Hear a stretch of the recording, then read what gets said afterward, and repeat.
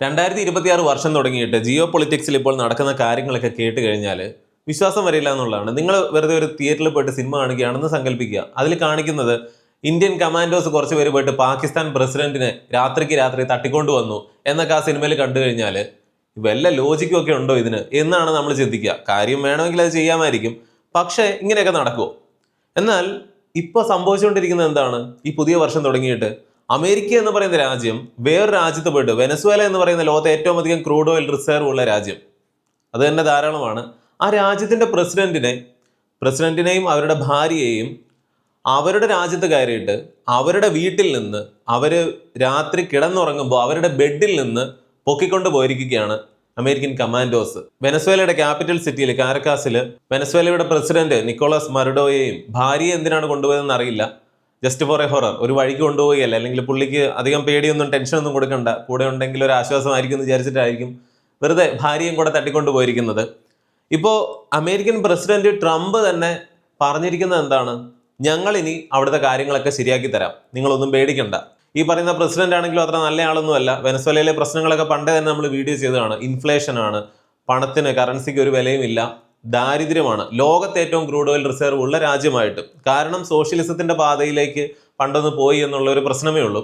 പക്ഷേ അമേരിക്ക ഇപ്പോൾ പറഞ്ഞിരിക്കുന്നത് ഞങ്ങളുടെ ഓയിൽ കമ്പനികളൊക്കെ അവിടെ വന്നിട്ട് ക്രൂഡ് ഓയിലിന്റെ കാര്യങ്ങളൊക്കെ നല്ല രീതിയിൽ കാര്യങ്ങളൊക്കെ ചെയ്തോളാം, എന്നിട്ട് നിങ്ങൾക്ക് ജോലി തരാം, ആ രാജ്യത്തിന്റെ പട്ടിണി മാറ്റാം എന്നൊക്കെയുള്ള ഒരു ഓഫർ വെച്ചിരിക്കുകയാണ്. വെനസ്വേലയിൽ നിന്ന് ഒരുപാട് മയക്കുമരുന്ന് പോലെയുള്ള കാര്യങ്ങളൊക്കെ അമേരിക്കയിലേക്ക് കയറ്റുന്നുണ്ട്. അതിന് പ്രസിഡന്റും കാരണക്കാരനാണ്, ഇവരുടെയൊക്കെ ഒത്താശയോടെയാണ് എന്നുള്ളൊരു കാരണമൊക്കെ പറഞ്ഞിട്ടാണ് ഈ പ്രശ്നങ്ങളൊക്കെ തുടങ്ങിയത്. പക്ഷെ ഇപ്പൊ സംഭവിക്കുന്നതെന്ന് പറഞ്ഞാൽ സിനിമയിൽ പോലെ നമുക്ക് ഉൾക്കൊള്ളാൻ കഴിയാത്ത, അത്ര പോലും ലോജിക്ക് ഇല്ല എന്ന് നമുക്ക് തോന്നിയേക്കാവുന്ന കാര്യങ്ങളാണ് സംഭവിച്ചുകൊണ്ടിരിക്കുന്നത്. ഇത് കണ്ട് പേടിച്ചിട്ടായിരിക്കും നമ്മുടെ Kim Jong Un, north Korea, കാര്യം ഞങ്ങൾക്ക് ന്യൂക്ലിയർ ആയുധങ്ങളൊക്കെ ഉണ്ട് എന്നാൽ പോലും നമ്മൾ ആരും വിചാരിക്കാത്ത രീതിയിലാണ് കാര്യങ്ങളൊക്കെ പോകുന്നത്. അതുകൊണ്ട് ഈ കിം ജോങ് ഉൻ കുറെ അധികം മിസൈലുകൾ പരീക്ഷിക്കാനായിട്ട് എന്നുള്ള പേരിൽ വെറുതെ ആകാശത്തേക്ക് വിട്ട് പൊട്ടിച്ച് കളിക്കുന്നുണ്ട്. അമേരിക്കയോട് ഇങ്ങോട്ട് വന്ന് എന്നെ കിഡ്നാപ്പ് ചെയ്യാൻ പോയി കഴിഞ്ഞാൽ ഞാൻ മിസൈൽ വിടും എന്നുള്ളൊരു വാണിംഗ് കൊടുക്കുന്ന രീതിയിലാണ് ഈ നോർത്ത് കൊറിയൻ ഏകാധിപതി ഇപ്പോൾ ഒന്ന് പേടിച്ചിട്ടുണ്ട് എന്ന് തോന്നുന്നു. വേറൊരു കാര്യം എന്ന് പറഞ്ഞാൽ റഷ്യ ഉക്രൈനിലൊക്കെ കിടന്ന് കാണിക്കുന്നത് പോലെ ഈ ചെയ്യുന്നതിന് പകരം ആ സെലൻസ്കിയെ നേരെ റഷ്യക്ക്, അല്ലെങ്കിൽ പുടിൻ ഇതുപോലെ ഒരു കമാൻഡോസിനെ വിട്ടിട്ട് അങ്ങ് തട്ടിക്കൊണ്ട് വന്നിരുന്നെങ്കിൽ ഒരു പക്ഷേ ഈ പ്രശ്നം തീർന്നേനെ. എന്താണെങ്കിലും ട്രംപ് ഭരണത്തിൽ കയറിയിട്ട് ഇപ്പൊ കാണിക്കുന്നതെന്നൊക്കെ പറഞ്ഞു കഴിഞ്ഞാൽ ട്രംപും പുടിനും ഒക്കെ ചേർന്നിട്ട് ഈ ജിയോ പൊളിറ്റിക്സ് എന്ന് പറയുന്നത് വളരെ ഇൻട്രസ്റ്റിംഗ് ആയിട്ടുള്ള ഒരു സബ്ജക്റ്റ് ആക്കി മാറ്റിയിരിക്കുകയാണ്. അതായത് ഇതൊന്നും ശ്രദ്ധിക്കാതിരുന്ന സാധാരണക്കാർ പോലും ഇതെന്താ സംഭവം എന്ന്, അല്ലെങ്കിൽ ഇങ്ങനെയൊക്കെ നടക്കുമോ എന്ന് ചിന്തിക്കുന്ന രീതിയിലാണ് ഓരോ കാര്യങ്ങളും, പ്രത്യേകിച്ച് ഈ പുതിയ വർഷം തുടങ്ങിയതിന് ശേഷം പോകുന്നത്. ഈ വർഷം എന്തൊക്കെയായിരിക്കും ഇനി ഇങ്ങനെ സംഭവിക്കുക എന്നൊന്നും നമുക്ക് പറയാനായിട്ട് സാധിക്കില്ല. മഡുറോയെ ഇങ്ങനെ അറസ്റ്റ് ചെയ്ത് കണ്ണും കെട്ടി ഇങ്ങനെ കൊണ്ടുപോകുമ്പോൾ നമുക്ക് ഓർമ്മ വരുന്നത് പണ്ട് സദാം ഹുസൈനെ പിടിച്ചത് തന്നെയാണ്. അതായത് ഇറാഖിൽ അവർ ആണവായുധങ്ങൾ ഉണ്ടാക്കുന്നുണ്ട്, അവരുടെ കയ്യിൽ അതുണ്ട് എന്നൊക്കെ പറഞ്ഞിട്ടാണ്, അവരടുത്ത് ഉപയോഗിക്കും എന്നൊക്കെ പറഞ്ഞിട്ടാണ് ഇറാഖിലേക്ക് പോയി ഇടപെടുന്നത്. അന്നൊക്കെ കേട്ടിരുന്നൊരു കോമഡിയാണ്, അങ്ങനെയാണെങ്കിൽ നിങ്ങൾ എന്താ റഷ്യയിൽ പോയി ഇടപെടാത്തത്? അന്ന് അമേരിക്കൻ പ്രസിഡന്റ് പറഞ്ഞു അത്രേ, നിങ്ങൾക്ക് എന്താ തലയ്ക്ക് വല്ല പ്രശ്നമുണ്ടോ? റഷ്യയുടെ കയ്യിൽ ശരിക്കും ആറ്റം ബോംബ് ഉണ്ട്, അതുകൊണ്ടാണ് ഞങ്ങൾ ഇടപെടാത്തത്. മറ്റടുത്ത് സംശയമുള്ളൂ. അതായത് ഇറാഖിൽ ശരിക്കും ആറ്റം ബോംബ് ഉണ്ടായിരുന്നുവെങ്കിൽ അമേരിക്ക ഇടപെടില്ല. എന്തുകൊണ്ട് ഈ നോർത്ത് കൊറിയയിൽ അമേരിക്ക ഒന്നും ചെയ്യുന്നില്ല? ഉക്രൈൻ എന്ന് പറയുന്ന രാജ്യം പണ്ട് സോവിയറ്റ് യൂണിയൻ തകർന്നപ്പോൾ സോവിയറ്റ് യൂണിയന്റെ ഭാഗമായിരുന്നു. ഉക്രൈന്റെ കയ്യിൽ ആയിരക്കണക്കിന് ന്യൂക്ലിയർ ICBMകൾ പോലും ഉണ്ടായിരുന്നു, അങ്ങനെയുള്ള വാർഹെഡുകൾ പോലും ഉണ്ടായിരുന്നു. ഈ ആറ്റം ബോംബുകളെല്ലാം റഷ്യക്ക് തിരിച്ചു കൊടുക്കുകയാണ് ഉക്രൈൻ ചെയ്തത്. ഒരെണ്ണം പോലും കയ്യിൽ വെച്ചില്ല. അങ്ങനെ പാശ്ചാത്യ രാജ്യങ്ങളുടെ ഇടയിലും അമേരിക്കയുടെ മുമ്പിലും റഷ്യയുടെ മുമ്പിലും ഒക്കെ ഉക്രൈൻ നല്ല പുള്ളയായി ഇപ്പൊ കിടന്ന് അനുഭവിക്കുകയാണ്. അത് ഈ കഴിഞ്ഞിടയ്ക്ക് അസർബൈജാന്റെ എങ്ങാണ്ട് പ്രസിഡന്റ് പുടിൻ ഇരിക്കുന്ന ചർച്ചയിൽ പറയുന്നുണ്ട്, ചില സമയത്ത് നമുക്ക് ആണവായുധങ്ങൾ ഇല്ലാത്തത് സാമ്പത്തികമായിട്ട് വലിയ പുരോഗമനമൊക്കെ തരും എന്നൊക്കെ പറയുമ്പോൾ അത് തന്നെയാണ് സദാം ഹുസൈനും ചെയ്തത് എന്ന് പുടിൻ ഒരു കമന്റ് ഇട്ടതൊക്കെ വലിയ വൈറലായിരുന്നു. എന്തിന് ഈ പുടിൻ തന്നെ ചിന്തിക്കുന്നുണ്ടാവും, ഉക്രൈന്റെ കയ്യിൽ ഒരൊറ്റ ആറ്റം ബോംബെങ്കിലും അവർ കയ്യിൽ വെച്ചിരുന്നെങ്കിൽ റഷ്യ ഒരിക്കലും ഉക്രൈനിലോട്ട് കയറില്ല. വെനസ്വേലയിലൊക്കെ ഇങ്ങനെ ഓരോ കാര്യങ്ങൾ കാണുമ്പോഴാണ് നമ്മുടെ രാജ്യം ഒരു ആണവശക്തി ആയതിന്റെ ഗുണം എന്നുകൂടി നമ്മൾ മനസ്സിലാക്കേണ്ടത്. എന്തെന്നൊക്കെ പറഞ്ഞാലും ഇന്ത്യയുടെ കൈവശം ഈ ന്യൂക്ലിയർ ആയുധങ്ങൾ ഉണ്ട് എന്ന് പറയുമ്പോൾ, ന്യൂക്ലിയർ പീസ് എന്ന് പറയുന്ന ഒരു കാര്യമുണ്ട്, ആണവ സമാധാനം, ആണവായുധങ്ങൾ നൽകുന്ന സമാധാനം. കാരണം ഇത് കൈവശമുള്ള രാജ്യങ്ങളെ അങ്ങോട്ടും ഇങ്ങോട്ടും ആരും തൊടില്ല. അങ്ങനെ ഏതെങ്കിലും ഒരു രാജ്യം ചെയ്തിട്ടുണ്ടെങ്കിലോ അത് ഇന്ത്യയുമാണ്. അതും വേറൊരു കാര്യമാണ്. കാരണം പാകിസ്ഥാന്റെ കയ്യിൽ ആണവായുധം ഉണ്ടായിട്ടും കൂടെയാണ് നമ്മൾ ഈ കഴിഞ്ഞിടയ്ക്ക് ഒരു ഓപ്പറേഷൻ സിന്ദൂർ ഒക്കെ ഓർക്കുന്നുണ്ടാവും. ഇതൊന്നും വേറൊരു രാജ്യത്തിനും ചെയ്യാൻ കഴിയുന്ന ഒരു കാര്യമല്ല. സംഭവം എന്താണ്? ഈ പറയുന്ന കാര്യങ്ങളൊക്കെ ജിയോ പൊളിറ്റിക്സ് ഇപ്പോൾ ഒരു തരത്തിൽ പറഞ്ഞാൽ വല്ലാത്തൊരു രീതിയിലേക്കാണ് പോകുന്നത്. ഇറാനിൽ എന്താണ് സംഭവിക്കുന്നത്? അവിടുത്തെ ഇസ്ലാമിക ഭരണത്തിൽ നിന്ന് പുറത്തു വരണമെന്ന് പറഞ്ഞ് ഇറാനിലെ ആളുകൾ, അതായത് ഇതിനെതിരെ പ്രതികരിച്ചു കഴിഞ്ഞാൽ തട്ടിക്കളയുന്ന ഒരു രീതിയാണ്. അല്ലെങ്കിൽ ഹിജാബിനെതിരെയൊക്കെ പ്രതികരിച്ചപ്പോൾ എത്ര പേര് കൊല്ലപ്പെട്ടു എന്ന് നമുക്ക് അറിയാവുന്നതാണ്. അങ്ങനെയുള്ള ഇറാനിൽ ഇപ്പോൾ അവിടുത്തെ ഭരണകൂടം എപ്പോൾ വേണമെങ്കിലും പുറത്താകാമെന്നുള്ള രീതിയിൽ ജനങ്ങൾ വലിയ പ്രക്ഷോഭവും കാര്യങ്ങളും ഒക്കെ തുടങ്ങിയിരിക്കുന്നു. ഉക്രൈൻ്റെ കാര്യം ഇങ്ങനെ കിടക്കുന്നു. അത് പുട്ടിൻ്റെ വസതിയുടെ അടുത്ത് ഒരു ഡ്രോൺ ആക്രമണമൊക്കെ നടത്തി എന്നൊക്കെ പറയുമ്പോൾ ഉക്രൈൻ തന്നെ പറയുന്നത് ഞങ്ങളാരും ചെയ്തിട്ടില്ല. പക്ഷെ ആ പേരും പറഞ്ഞുകൊണ്ട് റഷ്യ വീണ്ടും തകർത്തുകൊണ്ടിരിക്കുകയാണ്. അപ്പുറം ഇസ്രായേൽ ചുറ്റുമുള്ള പ്രദേശങ്ങളിലൊക്കെ ഈ സമയത്ത് സ്വാധീനം വർദ്ധിപ്പിക്കുന്നു. ഇതിനെല്ലാം പുറമെ ഇത്രയും നാൾ പാകിസ്ഥാനായിരുന്നു തലവേദനയെങ്കിൽ ബംഗ്ലാദേശും കൂടെ ഇപ്പോൾ ഇന്ത്യക്ക് ഒരു തലവേദനയായിട്ട് ഓരോ കാര്യങ്ങളൊക്കെ ചെയ്യുന്നു. ആകെ കൂടെ ഈ 2026 വർഷം തുടങ്ങിയിട്ട് വല്ലാത്തൊരു രീതിയിൽ തന്നെയാണ് കാര്യങ്ങൾ മുന്നോട്ട് പോകുന്നത്. ട്രംപും പുട്ടിനും ഒക്കെ ചേർന്നിട്ട് ഇതൊക്കെ ഒരു തമാശ കളി പോലെ, അല്ലെങ്കിൽ അവർക്ക് തോന്നുന്ന രീതിയിലാണ് കാര്യങ്ങളൊക്കെ മുന്നോട്ട് കൊണ്ടുപോവുക. പണ്ടൊക്കെ നമ്മൾ ഈ ഒരു രാജ്യത്ത് കയറിയിട്ട് ഒരു രാജാവിനെ ഇങ്ങനെ തട്ടിക്കൊണ്ട് വന്നാൽ ആ രാജ്യം കീഴടക്കി എന്ന് പറയില്ലോ, എന്ന് പറയുന്ന പോലെയാണ് വെനസ്വേലൻ പ്രസിഡന്റിനെ ഇപ്പൊ തട്ടിക്കൊണ്ടു വന്നിരിക്കുന്നത്. ഇങ്ങനെയാണ് എല്ലാത്തിനും കാരണം. വെനസ്വേലയിൽ നിന്ന് അമേരിക്കയിലേക്ക് പോകുന്ന ഈ മയക്കുമരുന്നിന്റെ കാര്യങ്ങളൊക്കെ അതൊക്കെ ഒരു മറയാണെന്ന് സാമാന്യം ചിന്തിച്ചാലും മനസ്സിലാവും. അതിലൊരു കാര്യമില്ലെന്നല്ല പറഞ്ഞത്. ഇതേ പ്രശ്നം തന്നെ മെക്സിക്കോയിൽ നിന്നും ഒക്കെ അമേരിക്ക ഇതിലും കൂടുതൽ നേരിടുന്നുണ്ട്. അമേരിക്കയുടെ കണ്ണെന്ന് പറഞ്ഞാൽ അവിടുത്തെ ഓയിലിൽ തന്നെയാണ്, അതിലൊരു സംശയം വേണ്ട. ലോകത്തെ ഏറ്റവും അധികം ക്രൂഡ് ഓയിൽ റിസർവ് ഉള്ള ഒരു രാജ്യം, ഭൂമിക്കടിയിൽ ഏറ്റവും അധികം ക്രൂഡ് ഓയിൽ ഉള്ള ഒരു രാജ്യം വെനസ്വേല. 3 കോടിയൊക്കെ മാത്രമാണ് അവിടുത്തെ പോപ്പുലേഷൻ. അതിൽ ഭൂരിഭാഗവും ക്രിസ്ത്യാനികളാണ്, ഭൂരിഭാഗം കത്തോലിക്കരാണ് എന്ന് പറയാം. ഒരു ക്രിസ്ത്യൻ രാജ്യമാണ് വെനസ്വേല. സൗത്ത് അമേരിക്കൻ ഭൂഖണ്ഡത്തിൽ ഏറ്റവും മുകളിലായിട്ട് കിടക്കുന്ന ഒരു ചെറിയ രാജ്യമാണെങ്കിൽ അമേരിക്ക കിടക്കുന്നത് നോർത്ത് അമേരിക്കൻ ഭൂഖണ്ഡത്തിലാണ്. ഈ പറയുന്ന വെനസ്വേലയിൽ നിന്ന് ഏറ്റവും അധികം ക്രൂഡ് ഓയിൽ ഒക്കെ വാങ്ങിക്കൊണ്ടിരുന്നതും അവിടെ നല്ല രീതിയിൽ ലാഭം ഉണ്ടാക്കിക്കൊണ്ടിരുന്നതും ഒക്കെ അടുത്തിടയ്ക്കൊക്കെ നോക്കിയാൽ ചൈനയും റഷ്യയും നല്ല രീതിയിൽ ഇടപെടുന്നുണ്ടായിരുന്നു. അപ്പൊ ഞങ്ങളുടെ മൂക്കിന്റെ തുമ്പത്ത് വന്ന് നിങ്ങൾ അങ്ങനെ ഉണ്ടാക്കണ്ട എന്നുള്ളൊരു തീരുമാനമായിരിക്കും ട്രംപ് ഇപ്പോൾ ഈ ഒരു നടപടിയിലൂടെ കാണിച്ചു തന്നിരിക്കുന്നത്. റഷ്യയും ചൈനയും ഒക്കെ വലിയ പ്രതിഷേധം രേഖപ്പെടുത്തിയിട്ടുമുണ്ട്. അമേരിക്ക എന്ന് പറയുന്ന രാജ്യം എത്ര വലിയൊരു സൈനിക ശക്തിയാണ്, അത് പറഞ്ഞു പോകേണ്ട കാര്യമൊന്നുമില്ല. ഏറ്റവും വലിയ രണ്ടാമത്തെ സൈന്യ ശക്തിയായിട്ടുള്ള ഒരു രാജ്യത്തെ എടുത്തു നോക്കിയാൽ അത് ചൈനയോ റഷ്യയോ എന്തോ ആയിക്കോട്ടെ, അതിനെ വെച്ച് പോലും അമേരിക്ക വലിയ സംഭവം തന്നെയാണ്. അങ്ങനെയുള്ള അമേരിക്കയുടെ മുമ്പിൽ വെനസ്വേല എന്ന് പറഞ്ഞാൽ അവർക്കൊരു ഇര പോലുമല്ല. എങ്ങനെയാണ് അവർ ഈ പ്രസിഡന്റിനെ തട്ടിക്കൊണ്ടു വന്നിരിക്കുന്നത്? അമേരിക്കയിലെ ഒരുപാട് ഹാക്കേഴ്സ് ഒക്കെ അമേരിക്കയിൽ ഇരുന്നുകൊണ്ട് തന്നെ ഈ വെനസ്വേലയിലെ പല കാര്യങ്ങളും, അതായത് ഡിഫൻസ് ആകട്ടെ ഇലക്ട്രിസിറ്റി ആകട്ടെ, പലതും അവിടെ അങ്ങ് ഓഫ് ചെയ്തു. അതായത് ഡിഫൻസ് സിസ്റ്റം ഒന്നും വർക്ക് ചെയ്യുന്നില്ല. ഇലക്ട്രിസിറ്റി ആ ക്യാപിറ്റൽ സിറ്റിയിലെ പലതും അവർ തകരാറിലാക്കി. അങ്ങനെ ആകെ തകർന്ന് അല്ലെങ്കിൽ ഒന്നും പിടികിട്ടാതിരിക്കുന്ന ഒരു സമയത്താണ് അമേരിക്കയുടെ ഒരു കമാൻഡ് ഹൗസ്, അതൊരു 20-40 പേരൊക്കെ ഗ്രൗണ്ടിൽ ഇറങ്ങിയുള്ളൂ എങ്കിൽ പോലും 150ഓളം വിമാനങ്ങളും ധാരാളം യുദ്ധക്കപ്പലുകളും ഒക്കെ വെനസ്വേലയുടെ ചുറ്റും, അല്ലെങ്കിൽ വലിയൊരു സൈനിക അഭ്യാസം തന്നെയായിരുന്നു, അല്ലെങ്കിൽ വമ്പിച്ച ചെലവ് വരുന്ന ഒരു പരിപാടി തന്നെയായിരുന്നു. അതിനൊക്കെ ഇനി അമേരിക്ക കണക്ക് പറയാനിരിക്കുകയാണ്.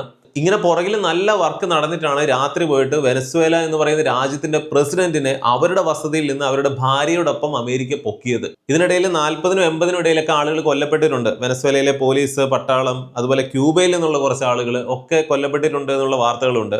അമേരിക്കയുടെ 2 പേരെ അവർ പിടിച്ചിട്ടുണ്ട്, അല്ല മുറിവേറ്റതേ ഉള്ളൂ. ഇങ്ങനെ പല വാർത്തകളാണ് പുറത്തു വരുന്നത്. എന്താണെങ്കിലും അമേരിക്കൻ മാധ്യമങ്ങൾ പറയുന്നത് ഒരാളുടെ ജീവൻ പോലും അമേരിക്കയുടെ നഷ്ടപ്പെടാതെ വെനസ്വേലയുടെ പ്രസിഡന്റിനെ പൊക്കിയിരിക്കുന്നു എന്നുള്ളൊരു അഭിപ്രായമാണ് അവർ പറഞ്ഞിരിക്കുന്നത്. ഇത്രയും നാൾ നമ്മൾ ഇസ്രായേലിന്റെ ഒരു ഷൈനിങ് ആണ് കണ്ടുകൊണ്ടിരുന്നതെങ്കിൽ, അതായത് ഈ പറയുന്ന പോലെ ഇസ്രായേൽ പല ആളുകളെയും ഒക്കെ പ്രധാനപ്പെട്ട ഹെസ്ബുള്ളയുടെയോ അല്ലെങ്കിൽ ഹമാസിന്റെയൊക്കെ ആളുകളെ വധിച്ചതിന് ശേഷം അവരുടെ ശവസംസ്കാര ചടങ്ങൊക്കെ നടക്കുമ്പോൾ അതിൽ പങ്കെടുക്കാൻ 10,000-കണക്കിന് ആളുകൾ താഴെ ഒത്തുകൂടിയിട്ടുണ്ടാവും. ആ ചടങ്ങിന് മുകളിലൂടെ ഇസ്രായേൽ ഫൈറ്റർ ജെറ്റുകൾ തലങ്ങും വിലങ്ങും പറക്കും. അങ്ങനെയൊക്കെയാണ് ഇസ്രായേൽ കാണിച്ചുകൊണ്ടിരുന്നതെങ്കിൽ അതിനപ്പുറത്തുള്ള ഒരു പരിപാടിയാണ് ഇപ്പോൾ അമേരിക്ക കാണിച്ചിരിക്കുന്നത്. വെനസ്വേലയുടെ പ്രസിഡന്റിനെ തന്നെ പൊക്കിയിരിക്കുകയാണ്.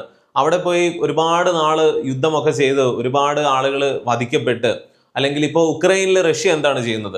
ഈ പറയുന്ന പോലെ 2-3 വർഷമായിട്ട് എത്രയോ ആളുകൾ മരിച്ചിരിക്കുന്നു. എങ്ങനെ കടന്നൊരു രാജ്യമാണ്. അതൊക്കെ തകർത്ത് തരിപ്പണമാക്കി ഇങ്ങനെ ചെയ്യുന്നതിനേക്കാൾ ഒരു പക്ഷേ ഭേദമെന്ന് പറഞ്ഞാൽ ഈ പറയുന്ന പോലെ നേരെ പോയിട്ട് ആ പ്രസിഡന്റിനെ അങ്ങ് പിടിക്കുക. കാരണം പ്രസിഡന്റ് എതിരാണ് മിക്ക ജനങ്ങളും. അതായത് ആ രാജ്യം നശിപ്പിച്ചിട്ടിരിക്കുകയാണ്. പുള്ളി ഒരു ഡിക്റ്റേറ്ററിനെ പോലെ തന്നെയാണ് നിൽക്കുന്നത്. അപ്പോൾ ജനങ്ങൾക്കും വലിയ പ്രതിഷേധമൊന്നുമില്ല. പോട്ടെ, എന്നിട്ട് വേറെ ആരെങ്കിലും വരട്ടെ എന്നുള്ള രീതിയും കൂടെയാണ്. അതും ശ്രദ്ധിക്കണം. ഒരുപക്ഷെ ഇറാനിലും ഇത് സംഭവിക്കുമെന്ന് തന്നെ പേടിക്കേണ്ടി വരും. ഇറാന്റെ സുപ്രീം ലീഡർ ആയിട്ടുള്ള അലി ഖൊമൈനിയെ ഇസ്രായേലോ അല്ലെങ്കിൽ അമേരിക്ക തന്നെയൊക്കെ ഇതുപോലെ തട്ടിക്കൊണ്ടു പോകുമോ എന്ന് പോലും പേടിക്കേണ്ട ഒരു സാഹചര്യമാണ്. കാരണം ജിയോ പൊളിറ്റിക്സ് ആ ഒരു രീതിയിലാണ്, നമ്മൾ ആരും പ്രതീക്ഷിക്കാത്ത രീതിയിലാണ് ഓരോ സംഭവങ്ങളും ദിവസവും നമ്മൾ കേൾക്കുന്നത്. എന്ത് സംഭവിക്കുമെന്നും അറിയില്ല. വെനസ്വേലയുടെ ഓയില് അത് ഉൽപ്പാദിപ്പിച്ചെടുക്കുമ്പോൾ അതിന് ചെലവ് കൂടുതലാണ്, പലതും ഹെവി ഓയിലാണ്. അതുകൊണ്ട് തന്നെ ഏറ്റവും അധികം ക്രൂഡ് ഓയിൽ റിസർവ് ഉണ്ട് എന്ന് പറഞ്ഞാലും സൗദി അറേബ്യ ഉണ്ടാക്കുന്ന പോലെ വലിയൊരു ലാഭമൊന്നും ആ രാജ്യത്തിന് ഉണ്ടാക്കാൻ സാധിക്കില്ലെങ്കിലും ആ ഒരു ക്രൂഡ് ഓയിൽ മാത്രം നല്ല രീതിയിൽ ഉപയോഗിച്ചാൽ തന്നെ ആ രാജ്യത്തുള്ള ജനങ്ങളെല്ലാം ഏറ്റവും സമ്പന്നരായിട്ട് ജീവിക്കേണ്ട ഒരു സാഹചര്യം അവിടെ ഉണ്ട്. പക്ഷേ അമേരിക്കയുമായിട്ട് പണ്ടേ പിണങ്ങി, അല്ലെങ്കിൽ ഷാവേസ് അങ്ങനെയുള്ള ഒരുപാട് ആളുകൾ സോഷ്യലിസം എന്ന് പറയുന്ന രീതിയിലേക്ക് കാര്യങ്ങൾ പോയി ആകെ കുളമാക്കി ഇതുവരെയും ഇട്ടിരിക്കുന്ന ഒരു രാജ്യമായിരുന്നു ഈ വെനസ്വേല എന്ന് പറയുന്നത്. എന്നാൽ ഈയിടെയായിട്ട് അവിടെ ചൈനയും റഷ്യയും ഒക്കെ കൂടുതലായിട്ട് ഇടപെടാൻ തുടങ്ങിയതാണ് അമേരിക്കയെ ചൊടിപ്പിച്ചത് എന്ന് വേണം കരുതാൻ. അങ്ങനെ നിങ്ങൾ ആ രാജ്യത്ത് നന്നാക്കണ്ട, ഞങ്ങൾ ഇവിടെ നന്നാക്കാനുണ്ട്, ഞങ്ങൾക്ക് കിട്ടാനുള്ളത് കിട്ടണം. ഏതെങ്കിലും പിടികിട്ടാപ്പുള്ളി ഒന്നും അല്ല അമേരിക്ക ഇതുപോലെ രാജ്ക്ക് രാമാനെ തട്ടിക്കൊണ്ട് വന്നതെന്ന് ഓർക്കണം. ഒരു രാജ്യത്തിന്റെ പ്രസിഡന്റിനെ അറസ്റ്റ് ചെയ്തു എന്നാണ് പറയുന്നത്. അമേരിക്ക അക്ഷരാർത്ഥത്തിൽ വേൾഡ് പോലീസ് ആണ് എന്ന് തന്നെ തെളിഞ്ഞിരിക്കുകയാണ്. കാരണം എന്തൊക്കെയോ കുറ്റങ്ങൾ പറഞ്ഞിട്ട് ഒരു രാജ്യത്തിന്റെ പ്രസിഡന്റിനെ പോയിട്ട് അറസ്റ്റ് ചെയ്തുകൊണ്ട് വന്നിരിക്കുകയാണ്. ഇനി എന്ത് ചെയ്യണമെന്ന് ഞങ്ങൾക്ക് അറിയാം. ഇത് തന്നെയാണ് സദാം ഹുസൈൻ അല്ലെങ്കിൽ ഗദ്ദാഫി, ഇവരൊക്കെ മോശം ആളുകൾ തന്നെയാണ്, അതിനൊരു സംശയമില്ല. ഇപ്പൊ ഗദ്ദാഫി എന്നൊക്കെ പറയുന്ന ആള് പണ്ട് അവിടെ ഭരിച്ചുകൊണ്ടിരുന്നപ്പോൾ ഓരോ കോളേജുകളിലൊക്കെ പോകുമ്പോൾ അയാൾക്ക് ഇഷ്ടപ്പെട്ട പെൺകുട്ടികളെ കാണുകയാണെങ്കിൽ തലയിൽ ഒന്ന് തൊടുന്നത് പോലെ കാണിക്കും. അംഗരക്ഷകർ പിന്നെ ആ പെൺകുട്ടിയെ കാണില്ല, അല്ലെങ്കിൽ ആരെങ്കിലും പ്രതികരിച്ചാൽ അവരുടെ വീട്ടുകാരും കാണില്ല. ആ രീതിയിലൊക്കെയാണ് ഗദ്ദാഫിയൊക്കെ ഭരിച്ചുകൊണ്ടിരുന്നത്. അതുപോലെ സദാം ഹുസൈൻ ആണെങ്കിലും സ്വന്തം ജനങ്ങളെ 10,000-കണക്കിന് ആളുകളെയൊക്കെ കൊന്നിട്ടുണ്ട്. ഇവരാരും പുണ്യാളന്മാരായിരുന്നു എന്നല്ല പറഞ്ഞത്. പക്ഷേ ഇന്ന് ഈ പറയുന്ന രാജ്യങ്ങളുടെ അവസ്ഥ എന്താണ്? ഇവരൊക്കെ ഉണ്ടായിരുന്നതിനേക്കാൾ മോശമായിട്ടാണ് ഇറാഖ് ആണെങ്കിലും ലിബിയ ആണെങ്കിലും ഒക്കെ കിടക്കുന്നത്. വെനസ്വേലയിലും അങ്ങനെ തന്നെ സംഭവിക്കുമോ എന്ന് വേണം നമ്മൾ പേടിക്കാൻ. കാരണം അമേരിക്ക ചെയ്തിട്ടുള്ളത്, എവിടെ ക്രൂഡ് ഓയിൽ ഉണ്ടോ അവിടെ അവർ ചാടി വീണിട്ട് ഇവിടെ ഞങ്ങൾ ഡെമോക്രസി കൊണ്ടുവരാൻ പോവുകയാണ്, ഇവിടെ പ്രശ്നമാണ് ആകെ എന്നൊക്കെ പറയുന്നു. എന്നിട്ട് ആ രാജ്യത്തേക്ക് ഇടപെടുന്നു. ഇതാണ് മിഡിൽ ഈസ്റ്റിൽ നമ്മൾ പലയിടത്തും കണ്ടത്. സദാമിനെയൊക്കെ പണ്ട് പിടിച്ചുകൊണ്ട് വന്ന പോലെ തന്നെ അതിലും നല്ല സെറ്റപ്പ് ആയിട്ട് ഈ പറയുന്ന പോലെ കണ്ണ് കെട്ടി ഈ വെനസ്വേലൻ പ്രസിഡന്റിനെയും ഭാര്യയും പൊക്കിയിരിക്കുകയാണ്. ഇനി എന്തായിരിക്കും വെനസ്വേലയിൽ സംഭവിക്കുക? അവിടെ ഞങ്ങൾ കാര്യങ്ങൾ ചെയ്യുമെന്നൊക്കെ പറയുമ്പോൾ അമേരിക്കൻ ഇടപെടൽ തന്നെയാണ്. ഇനി അവരിതിന് കണക്കും പറയും. കാരണം ചെലവുണ്ട് ഇതിനൊക്കെ എന്ന് പറഞ്ഞിട്ട്. ഇതൊന്നും ഫ്രീ അല്ല. ഞങ്ങളുടെ പട്ടാളം, ഞങ്ങളുടെ യുദ്ധോപകരണങ്ങൾ ഇതൊക്കെ വെച്ചിട്ട് ഇത്ര ബില്യൺ ഡോളേഴ്സ് ഒക്കെ ഞങ്ങൾക്ക് ചെലവായിട്ടുണ്ട്. അപ്പോൾ സ്വാഭാവികമായിട്ടും ഞങ്ങൾ അത് ഈടാക്കും എന്നുള്ള പേരും ഒക്കെ പറഞ്ഞുകൊണ്ടാണ് പണ്ട് എന്താണ് മിഡിൽ ഈസ്റ്റിലൊക്കെ നടന്നത്, ആ രീതിയിൽ തന്നെയാണ് ഇനി വെനസ്വേലയെ അമേരിക്ക ഊറ്റാൻ പോകുന്നത്. കാരണം ഇതിലും വലിയ പ്രശ്നങ്ങൾ നടക്കുന്നത് ഇപ്പൊ സുഡാനിൽ എന്താണ് നടക്കുന്നത്, നൈജീരിയയിൽ എന്താണ് നടക്കുന്നത്. നൈജീരിയ എന്ന് പറഞ്ഞാൽ ക്രൂഡ് ഓയിൽ ഉള്ള രാജ്യമാണ്, ഒപ്പയ്ക്കൽ അംഗമായിട്ടുള്ള രാജ്യമാണ്. പക്ഷെ നൈജീരിയയിൽ നിന്നൊക്കെ വലിയ പ്രശ്നമില്ലാതെ ഊറ്റാൻ എല്ലാവർക്കും സാധിക്കുന്നുണ്ട്. അതുകൊണ്ട് അവിടെ വലിയൊരു ഇടപെടലിന്റെ ഒന്നും ആവശ്യമില്ല. അതായത് അമേരിക്കയൊക്കെ ഓരോ രാജ്യത്തും ഇടപെടുന്നത് അവിടെ സമാധാനം കൊണ്ടുവരാനൊന്നുമല്ല, സ്വന്തം നേട്ടങ്ങൾക്ക് വേണ്ടിയിട്ടാണ്. മിഡിൽ ഈസ്റ്റിൽ, ഇറാഖിലാണെങ്കിലും ലിബിയയിലാണെങ്കിലും ഒക്കെ നമ്മൾ കണ്ടത് എന്താണ്? അവിടെയുള്ള സ്വേച്ഛാധിപതികൾ തന്നെയാണ്, അവര് പ്രശ്നക്കാരായിരുന്നു. പക്ഷേ അവരെ അങ്ങ് മാറ്റിയിട്ട് അവിടെയുള്ള ജനങ്ങളെ രക്ഷിക്കാനൊന്നും അല്ല അമേരിക്ക ആണെങ്കിലും പാശ്ചാത്യ രാജ്യങ്ങളാണെങ്കിലും അവിടെ ഇടപെട്ടത്. അത് ലാഭം ഉണ്ടാക്കുക, പണം ഉണ്ടാക്കുക എന്നുള്ള ഒറ്റ ലക്ഷ്യം വെച്ചുകൊണ്ടാണ്. നല്ല ഉദ്ദേശവും വെച്ചുകൊണ്ട് വന്ന ഇടപെട്ട ആരുമില്ല എന്ന് ചുരുക്കം. പക്ഷെ കാര്യം എന്തൊക്കെയാണെങ്കിലും അമേരിക്ക ഇപ്പോൾ ചെയ്തിരിക്കുന്ന ഈ കാര്യത്തിനോട് പ്രതിഷേധിക്കണമെന്ന് ചോദിച്ചാൽ നമുക്കറിയില്ല, എനിക്കറിയില്ല. കാരണം വെനസ്വേല എന്ന് പറയുന്ന രാജ്യം അങ്ങനെ കിടക്കുന്ന ഒരു രാജ്യമാണ്. ഇത്രയും ധനം ഉണ്ടായിട്ടും ക്രൂഡ് ഓയിൽ ഉണ്ടായിട്ടും ജനങ്ങൾ പട്ടിണി കിടക്കുന്ന, ഇൻഫ്ലേഷൻ ഇതേ രീതിയിൽ ഹൈപ്പർ ഇൻഫ്ലേഷൻ ഒക്കെയാണ്, അല്ലെങ്കിൽ കറൻസിക്ക് വിലയില്ല, അങ്ങനെ ജനങ്ങൾ കഷ്ടപ്പെടുകയാണ്. അതിനേക്കാൾ ഭേദമായിരിക്കാം ഒരു പക്ഷേ ഇനി വരാൻ പോകുന്ന മാറ്റങ്ങൾ എന്ന് വേണം പ്രതീക്ഷിക്കാൻ. എന്താണെങ്കിലും കാര്യങ്ങൾ ഇങ്ങനെ ആകെ കൂടിക്കുഴഞ്ഞ് അവിശ്വസനീയമായ രീതിയിൽ മുന്നോട്ട് പോവുകയാണ്. ഈ വെനസ്വേലയുടെയൊക്കെ കാര്യത്തിൽ ഇനി എന്തായിരിക്കും സംഭവിക്കുക? ഈ ട്രംപും പുടിനും ഒക്കെ ചേർന്നിട്ട് ഇനി എന്തൊക്കെ കാര്യങ്ങളായിരിക്കും ചെയ്തു കൂട്ടാൻ പോവുക? ഈ വർഷം എന്തൊക്കെ സംഭവിക്കുമെന്നാണ് നിങ്ങൾക്ക് തോന്നുക? നിങ്ങൾക്ക് തോന്നുന്ന കാര്യങ്ങളൊക്കെ തീർച്ചയായിട്ടും കമന്റിൽ അറിയിക്കണം. മറ്റൊരു വീഡിയോയിൽ വീണ്ടും വരാം. നന്ദി, നമസ്കാരം.